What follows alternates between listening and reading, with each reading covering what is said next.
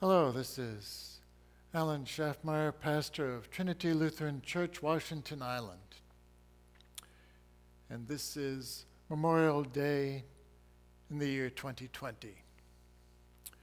Every Memorial Day, the community here typically gathers first at Bethel Church for a ceremony and a remembrance, a couple essays that the students have written from high school.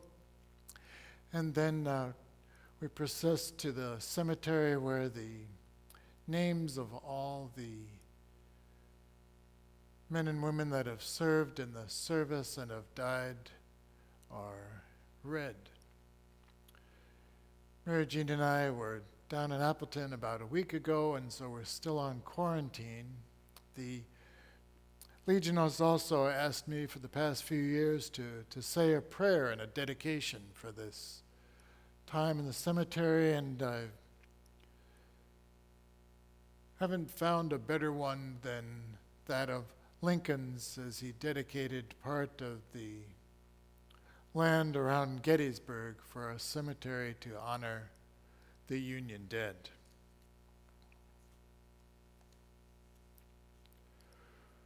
Fourscore and 7 years ago, our fathers brought forth on this continent a new nation, conceived in liberty and dedicated to the proposition that all men are created equal. Now we are engaged in a great civil war, testing whether that nation or any nation so conceived and so dedicated can long endure. We are met on a great battlefield of that war. We have come to dedicate a portion of that field as a final resting place for those who here gave their lives that that nation might live. It is altogether fitting and proper that we should do so.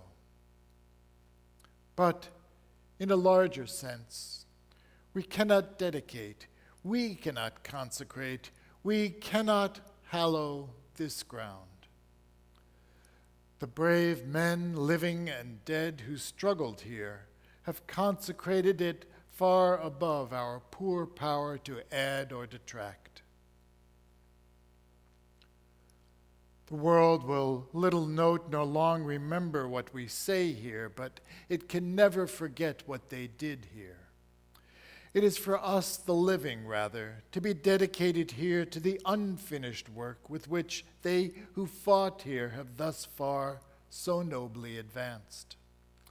It is rather for us to be here dedicated to the great task remaining before us, that from these honored dead we take increased devotion to that cause for which they gave the last full measure of devotion, that we here highly resolve that these dead shall not have died in vain, that this nation, under God, shall have a new birth of freedom, and that government of the people, by the people, for the people, shall not perish from the earth.